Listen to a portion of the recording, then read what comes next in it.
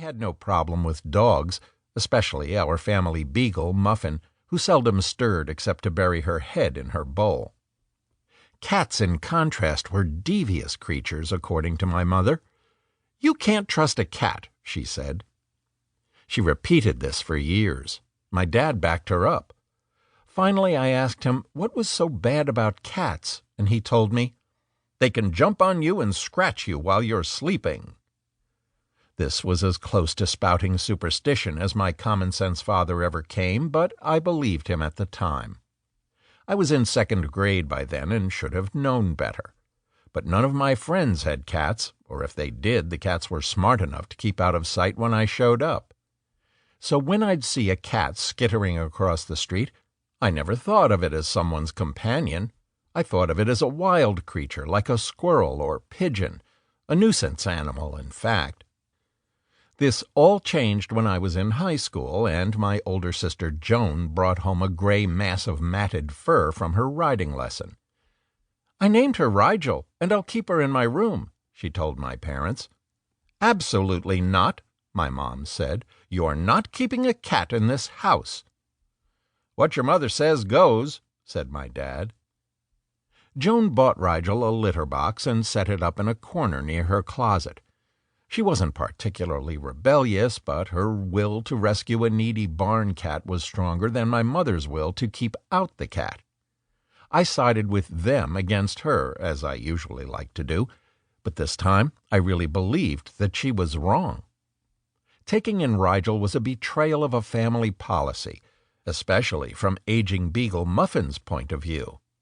We were in for a surprise, however. Rigel turned out to be a shy and gentle soul who had zero disruptive impact on our lives. About the only time I knew that she was there was when I slipped into Joan's room to visit her. Rigel was so sweet and undemanding that I ended up exchanging one false notion about cats for another. Instead of sharing my parents' belief that cats were trouble, I decided that they were hardly anything at all, just purring plush toys that wanted to be petted. Even Muffin seemed more intriguing. It never occurred to me that only a person who was duller than a sleeping dog would make such a mistake about a cat. I simply hadn't spent enough time around cats yet to absorb some of their smarts, or to know that each cat was different, and that some were considerably wilder and more unpredictable than others. When Joan married Jack a few years later, Rigel joined Evenstar and Romulus in a 3-cat household. When they took in a 4th cat named Tigger, I grew deeply concerned that Joan was suffering the dreadful fate of turning into a cat lady. She and Jack had 2 dogs, too. But while owning a couple of dogs seemed normal to me, 4 cats struck me as borderline crazy. I figured that you might as well just move out into a hollow log as live in a house where there were twice as many cats as people. What was the point of 4 walls and a roof when nature had already taken over? A decade and some years later, my thinking began to change after I married animal lover Linda.